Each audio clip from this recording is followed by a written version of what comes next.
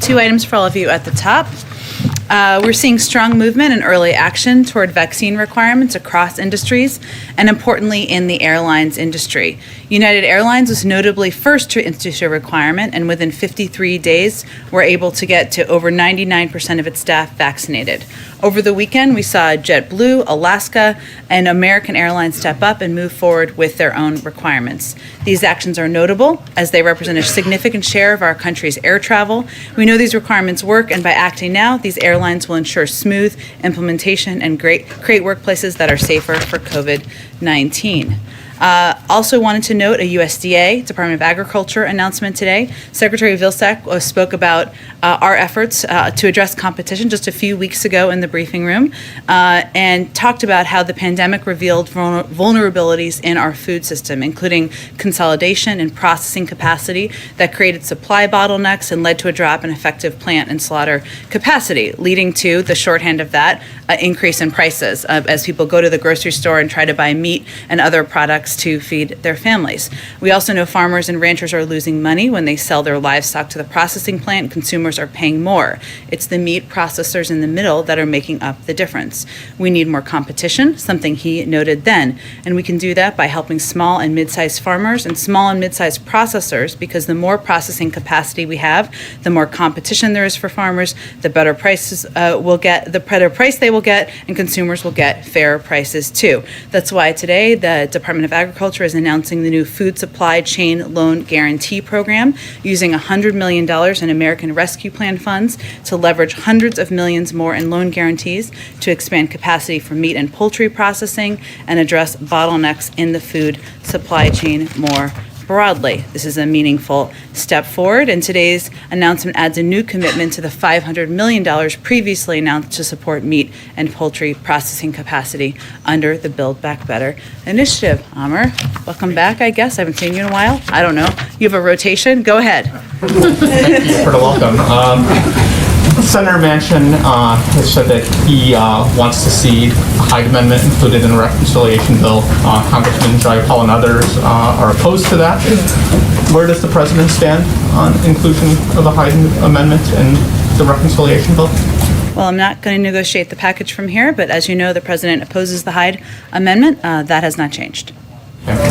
On the Pandora Papers, I was wondering if there's it's a lot to absorb, but the main underlining issue seems to be that sheltering of assets of the world's rich, powerful, and sometimes notorious actors are getting promising levels of protection and secrecy that now rival or surpass what was seen overseas now in the United States.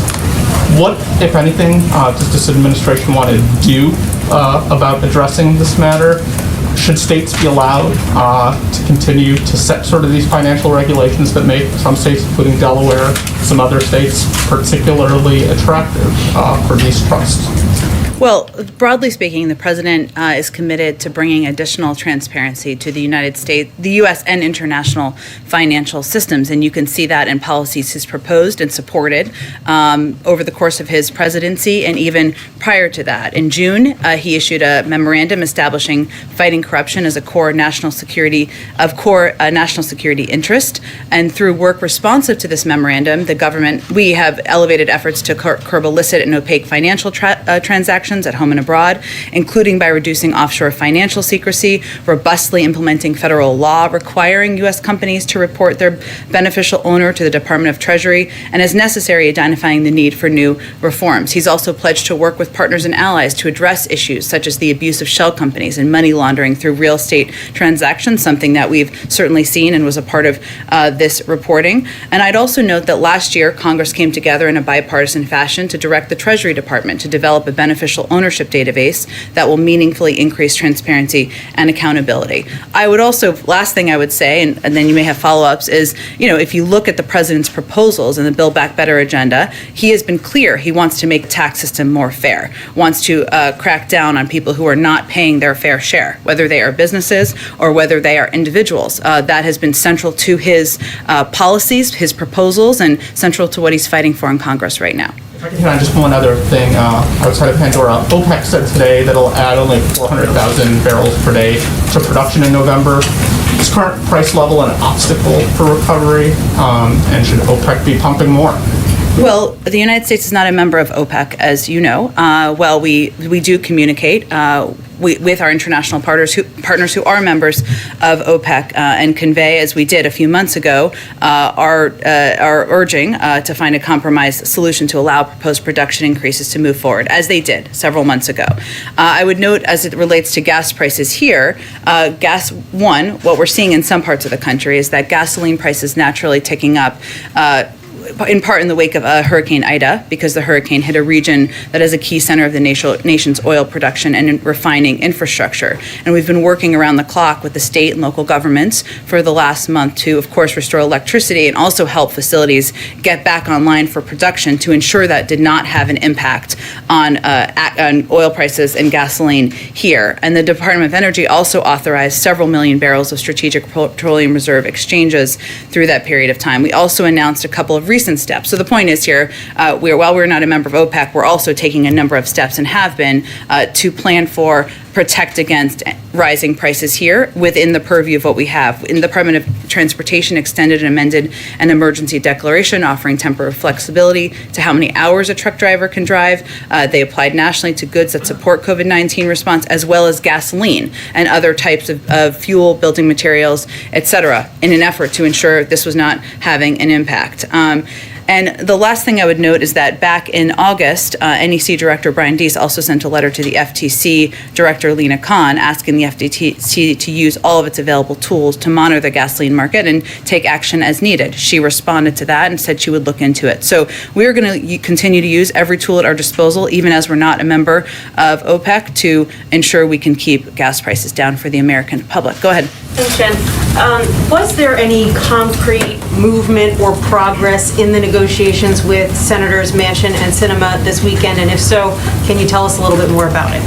Well, I can tell you that the President is going to have a virtual meeting with a number of progressive House members later this afternoon in order to have a discussion about the path forward, which includes the recognition that this package is going to be smaller than originally proposed. And what he wants to hear from them is what their priorities are, what their bottom lines are, so he can play a constructive role in moving things forward. I would expect that later this week he'll have probably another virtual meeting with members who might consider themselves more moderate, or however you want to define them. They're all out of session this week, as you know, so hence that's why the meetings are virtual. We have been in touch, or we've stayed in touch with staff and a range of members over the course of the weekend as we work to continue to make progress. But I don't have any additional updates from Senator Manchin or Senator Sinema at this point. How long do you plan to give those negotiations with Manchin and Sinema? Is there a deadline? Well, I would say that our objective is getting this done and delivering for the American people, and we're going to continue pressing forward until we get it done.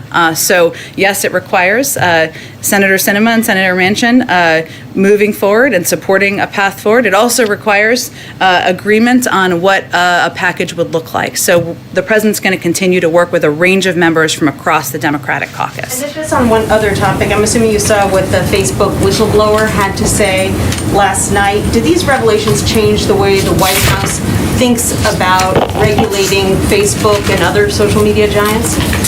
Well, as we saw the revelations that came out in that interview, in our view, this is just the latest in a series of revelations about social media platforms that make clear that self-regulation is not working. That's long been the President's view and been the view of this administration. They validate the significant concern that the President and lawmakers on both sides of the aisle have expressed about how social media giants operate and the power they've amassed.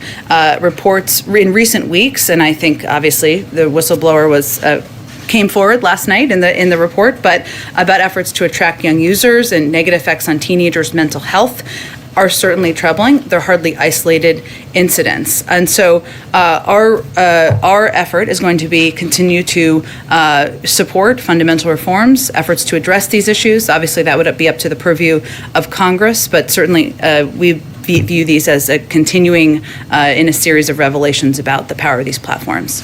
Thanks, Jen. Senator Sanders said pretty clearly this weekend, we've got the President of the United States on our side.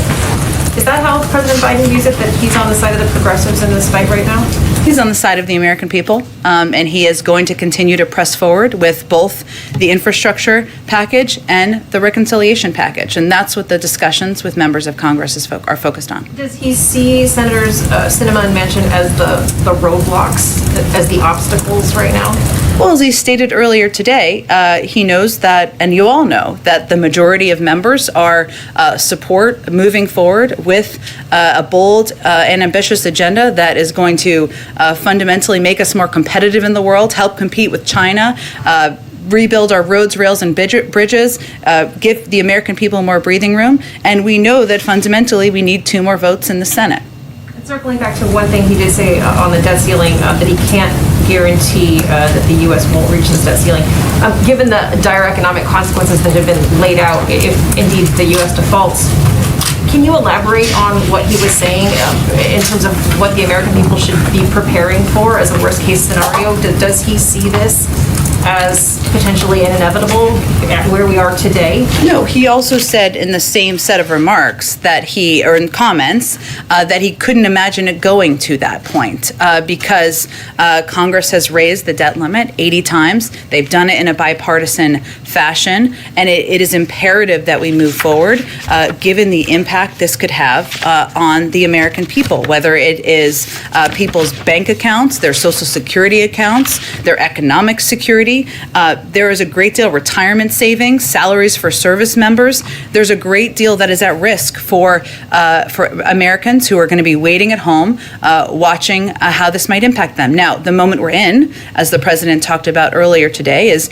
despite the fact that under the last administration, nearly $8 trillion in bills was compiled. I think I have a little chart here just to give you a little visual. Almost $8 trillion during the Trump administration, $676 billion during the Biden administration. So what Senator McConnell is refusing to do is to pay the debts of what were rung up under his leadership when he was in the Senate, still continues to be, of course, and when Trump was president. The debt limit is about paying for bills we have already spent. It is not about initiatives that we're talking about and debating now. And this tells you exactly where those costs came from. Go ahead. The president said this morning that he intended to speak with Senator McConnell. Have they had that conversation yet? And will it be face-to-face or? I think what the president was conveying is that he's, of course, open to speaking to Senator McConnell. That's the role, or should be, the role of any president, to work to address what could be an economic catastrophe for the American public. They have not talked yet. I don't know when it will be scheduled, but what is clear is this is not a negotiation. We know what needs to happen here. What is happening in the Senate right now is Senate Democrats have proposed that they would do all the votes to raise the debt limit. They are happy to be the adults in the room. They're not even asking Republicans to vote for it at this point. We know they're unwilling to be the adults in the room. They are blocking the effort by Democrats to raise the debt limit themselves. So it's pretty clear what needs to happen. That is the fastest, the simplest, the cleanest, the least risky way to get this done. And certainly that's what the president would convey if and when they speak. Obviously, the president has known Senator McConnell for a long time. He said they've been down this road before, I think this morning. He also knows that he's not someone who generally changes his mind or bows to pressure like this. So if Republicans do not give on this, what is the president's recommendation to Senator Schumer as the clock is quickly ticking toward that deadline? Well, when we keep ticking, we'll keep having a discussion about that. Obviously, the Democrats have expressed a willingness, an openness, and a desire to get this done. Unlike the Republicans in the Senate, despite the fact that $2 trillion of that $8 trillion was for tax cuts for the wealthiest, which were unpaid for. And the rest of it, they supported, most of them supported across the board. The president, as you heard him say, he wasn't ruling out options this morning as it relates to legislative paths forward. But what is very clear here is that the cleanest, easiest, fastest way to get this done is by the Republicans allowing Democrats to move forward with a vote. They can do that tomorrow, and we can reduce the uncertainty for the American people. So he's not ruling out reconciliation, just to be clear. He was not ruling out, but let's be clear about what that process. That is a long procedural process, And the clock is potentially. ticking, that's why I was asking. Well, right, but this is an important point because it's a long procedural process. It allows for the Republicans to do unlimited amendments that could be about any topic that may or may not have anything to do with the debt ceiling. Why are we going to play around with the security and the economic security of the American people and the security and the full faith and credit of the United States? That's the president's point he was making this morning. Go ahead. Thank you, Jen. First, does the president agree with Dr. Fauci that it's too soon to tell if people are going to be able to gather for Christmas? Well, the president relies on CDC guidelines, and they have not changed their guidelines about who can gather together, those who are vaccinated, but we leave it to them if they need to change their guidelines based on where the pandemic sits. Thank you. Following up on something that you just said, you said that the president's going to have a virtual meeting with House progressives to talk about how this Build Back Better package is now going to be smaller than $3.5 trillion. But you have been saying that it costs zero. So are you now admitting that the plan does not cost zero? Or is it less than zero? Well, let's not dumb this down for the American public here. What we're talking about is how much the top line investments are, which are all paid for, so therefore it costs zero. No matter what the cost or size of the top line investments are, we have ways to pay for it. So the point is, that's important to the American public, all of your viewers too, is that this is not going to cost the American public $1. We're going to pay for this by asking corporations, the highest income, so people under $400,000, I should say, corporations' highest income, to cover the cost of these necessary investments. So just to not dumb it down then, does the plan cost nothing or is the plan free? The plan costs nothing for the American people who make less than $400,000. If you think Not free. that companies that paid zero in taxes last year, 50 of the top companies should continue to pay zero in taxes, we're happy to have that And then debate. just one more, Jen, thank you. A group of activists followed Senator Kirsten Sinema into a ladies' room screaming about the Build Back Better plan yesterday. The president said today, I don't think they're appropriate tactics, but it happens to everybody and it's part of the process. He is an expert on the process. Has he ever been chased into a restroom by activists? Let me be clear here, because I think the context of what happened here is very important. And Senator Sinema put out a statement this morning. So as she said, and I would reiterate from here, the protection of the freedom to protest, to speak out, and to criticize is fundamental to our democracy. The president believes that. Maybe he shorthanded it, but he wanted to make that clear this morning. What happened this weekend was that her classroom, her students, and the safe and intellectually stimulating environment she's worked to create during the years of teaching at ASU was breached. That's inappropriate and unacceptable. And I think the context of what happened here is important, despite the fact that, of course, the president stands for the fundamental right of people to protest, to object, to criticize, as they often do outside of the gates of the White House. So does the White House condemn these protesters who chased her into the restroom? I just said it was inappropriate and unacceptable. I think that pretty much. Not to do that again. I think that's pretty clear that they shouldn't breach the classroom and make the students feel like their privacy, their intellectually stimulating classroom, and their time as students in college is being broached upon. Jen, Go can I ahead. have a follow-up to Peter's question? Sure. Have a follow-up, Again, sent Jen? airplanes. I'll come to you next, Emerald. Thank you. China again sent warplanes flying over Taiwan. What is the White House's interpretation of what China is doing, and what can be done to kind of ratchet down those tensions? Well, we remain concerned by the People's Republic of China's provocative military activity near Taiwan, which is destabilizing, risks miscalculations, and undermines regional peace and stability. We urge Beijing to cease its military, diplomatic, and economic pressure and coercion against Taiwan, and we have an abiding interest in peace and stability across the Taiwan Strait. That's why we will continue to assist Taiwan in maintaining a sufficient self-defense capability. We maintain our commitments as outlined in the 3 communiques, Taiwan Relations Act, and the 6 assurances. Our commitment to Taiwan is rock solid and contributes to the maintenance of peace and stability across the Taiwan Strait and within the region. We have been clear privately and publicly about our concern about the PRC's pressure and coercion toward Taiwan, and we will continue to watch the situation very closely. Is the White House monitoring the oil spill in California, and are you guys engaged on that, and kind of what are you taking away from it Sure. moving forward? We are certainly monitoring the oil spill, and we are very engaged in it. We're working collaboratively with state and local partners to address efforts to find the leak, contain the spill, and assess impact and address potential causes. The response is currently a 24/7 operation. Response efforts are scheduled to continue until federal and state officials determine that the response to the crude oil spill is complete. All available actions are being taken to ensure the safety of the public and response personnel, to control the source and recover spilled materials, to maximize the protection of environmentally sensitive areas, and minimize impact to maritime commerce. So early on Sunday, a unified command was established between Amplify Energy, the operator, the Coast Guard, California Department of Fish and Wildlife, as well as the cities of Long Beach, Newport Beach, Huntington Beach, and the Orange County Sheriff's Department.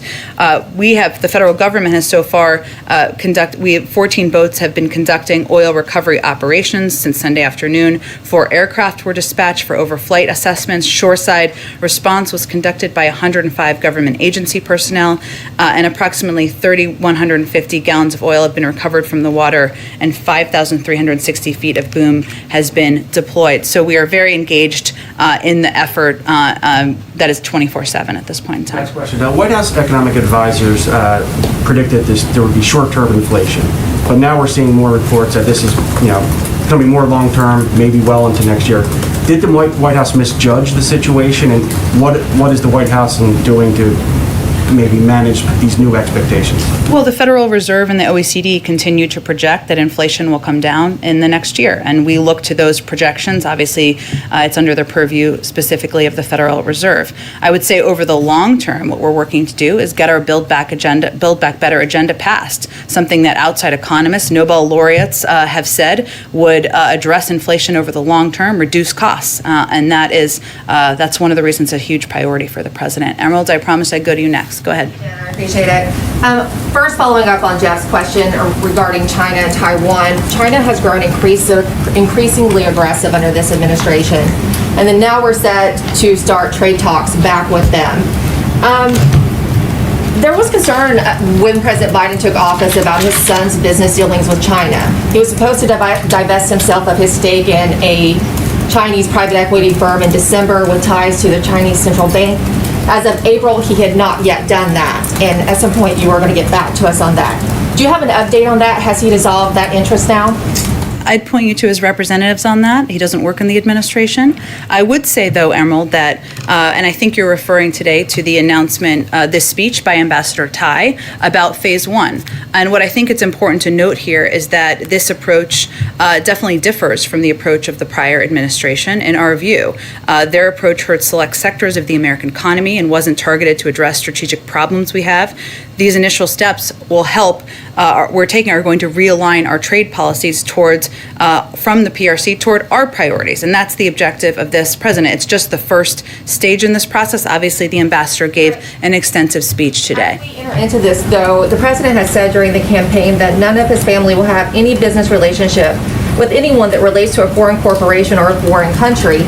Wouldn't it be assuring to the American people as we head into this if they just let the American people know if Hunter has divulged himself of that? Well, again, I conveyed to you, and then I think I'm going to have to move on, that you should talk to his representatives. There's no reason to yell. I'm certainly not yelling. You should talk to his representatives. That remains his policy. He's been working to wind that down. Beyond that, I think I would talk to his representatives. Follow up on what Peter asked regarding Dr. Fauci. Dr. Fauci has indicated that in the time of COVID, people should be willing to give up personal choice or personal civil liberties for the greater good. We're also seeing very disturbing images out of Australia. So first off, I want to know, does the president agree with that statement by Dr. Fauci? And then secondly, does President Biden support what the Australian government is doing in their country? And would he consider similar measures in the United States if case count goes up, continues to go up over the winter? The president has been pursuing our own policies here in the United States, which has led to nearly 80% of the American public getting at least one shot, and bringing the cases of COVID down dramatically over the past several months. So we'll continue to abide by and conduct our own policies. Go ahead. Thanks, Jen. The president acknowledged today that the top line spending number in the reconciliation bill is going to have to be less than he envisioned.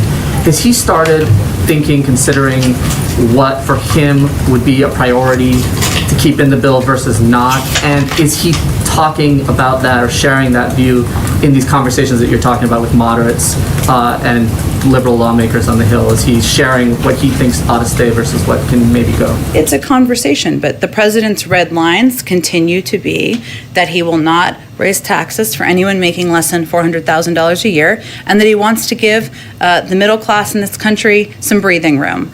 But what he wants to do is have a conversation, hear from everybody on what their top lines are and what their priorities are. These were his initial proposals, right? So really, this is a conversation to move the ball forward, and that's part of the conversation I'll have with progressive members and other members later this week. And can you talk a little bit about tomorrow's trip to Michigan, why he decided to do that, Sure. what he hopes to accomplish there? Sure. So tomorrow, he will be traveling to Michigan. As you all know, it's a state that would benefit greatly from both the bipartisan infrastructure package and the Build Back Better agenda. Just to give you a couple of examples, Michiganders, I confirmed that is actually what people from Michigan call themselves, with Chris over here, spend an extra 67% of their time commuting because of the need for updating infrastructure. I mean, this is something that impacts people across the state every single day. Almost 10% of people in Michigan don't have broadband access. That is really something that will help level the playing field for people, whether they're in urban or rural communities. 44% of people in Michigan live in childcare deserts. These are all issues that are addressed by both of these packages. There's more details, and we're happy to provide more to you as we lead into tomorrow, but this is a state that could benefit greatly from the president's bold and ambitious agenda. He wants to go out there and talk about the components and the pieces of these bills that will make people's lives better, even as we're having very important conversations about the legislative logistics here. Go ahead. Thank you so much, Jen. Thank you. For international visitors, the administration is looking at the CDC to guide which vaccines will be accepted. Right now, the CDC says considers fully vaccinated those who got Pfizer, Moderna, and Johnson & Johnson, of course, but it also says the guidance can be applied to vaccines that have been listed by the World Health Organization. Will there be any change to this guidance? And, for example, the Russian vaccine, who is not in the WHO, will be accepted? I would point to the CDC. As you know, we're going to have an update on our international travel guidelines as we get closer to November. Early November remains the timeline that we're focused on, but I will leave it to our health experts to outline more specifics. Go ahead. Sorry, thank you. After a couple of weeks ago, the last update on those guidelines, Canadians can fly, for instance, from Vancouver to Seattle, but can't drive across the border for a non-essential trip. Now, that's had a big impact on border communities all across the country, especially like Point Roberts, Washington, which can only be accessed by land through Canada. Governor Inslee, Senator Murray, Congressman Dobene have asked the administration to either change that policy or at least explain it. Haven't heard anything. Can you tell us anything about the reason for that difference? Again, it's determined by our public health officials, and our objective, of course, is to return to overland travel, just like we're working toward returning to international travel, but we leave it to them to make that determination. Go ahead. I don't have anything more on this. Go ahead. Thanks. I wanted to go back to you and the president earlier said that reconciliation was a risky way to get the debt ceiling through. And I know that you've said that there's potentially votes that could happen, but the parliamentarian has said that it's not going to impact your other reconciliation bill in any way, and Democrats control the Senate, so therefore you have the majority to knock down any amendment that Republicans would offer. So while I totally take the point that it would be cleaner if there was just a vote on the bill, I'm wondering if you could identify what the risk is, and particularly in the context of, I think what Republicans say is, you guys don't want to go down this path because rather than a sort of pause that would be a set time limit, reconciliation would force you to put a actual dollar amount on what the debt ceiling increase would be. Well, the reason why, obviously, as you know, but others may not, it would be a separate reconciliation bill, not the same as the reconciliation package we've been debating and talking about, which, by the way, we've been working on for months now, as you know. The reconciliation process would mean essentially starting from scratch. And the point is, why wouldn't it be the preference? Why, for everybody involved, Democrats, Republicans, the American public, we have a bill that we could vote up or down to raise the debt limit.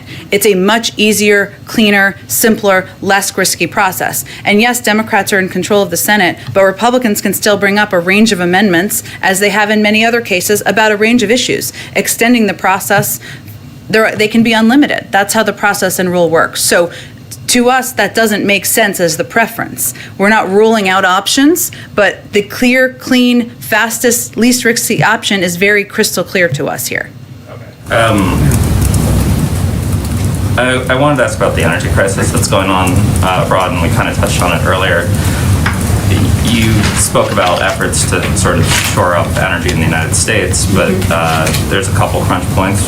One is, as other nations, including China, are struggling with energy, it leads to those inflation issues because we have much of our supply chain is broad and factories aren't functioning there. In Europe, some of our closest allies are seeing lines for fuel around the stacking up. So I'm wondering what we're doing to sort of deal with this crisis internationally, and if you mentioned that there had been a conversation with OPEC a couple months ago, but in the past week, I know last week you said you'd kind of circle back on what message we had conveyed. We asked them to accelerate beyond what a few months ago, the sort of gradual increase in production that we had asked for. Well, I think one of the questions I was asked last week is about Jake Sullivan, our national security advisor, who was meeting with Saudi Arabia and the UAE last week. So in those meetings, while the Saudi Arabia meeting was focused on Yemen, and that was the primary purpose, he and his team did reiterate the imperative of creating conditions to support global economic recovery. And included in that is, of course, the price of oil around the world. We are in regular touch with OPEC, so I didn't mean to convey that we were only in touch months ago. We are in regular touch with members of OPEC members, I should say, since we are not a member, and that has been ongoing. Go ahead. At the risk of asking another esoteric question about the debt ceiling. It's okay. You have said in this room that you believe that the White House believes that Congress enacting a law is the only way to raise or lift the debt ceiling, but maybe you can put a bit more meat on the bones as to why the White House has determined that, for example, ideas like minting $1 trillion coin or invoking the 14th Amendment would not solve the problem. Well, I think as was reported, we obviously look at a range of options, and none of those options were viable, either because they wouldn't be accepted by the Federal Reserve, by the guidance of our Treasury Secretary, or just by legal restrictions. So we know that the only path forward here is through Congress acting. There is a simple process that could be done in the next few days before we hit Friday to reduce uncertainty, to make sure the American people don't have to worry about their bank accounts, their retirement savings, and all Republicans need to do is get out of the way, let Democrats be the adults in the room, and take a vote.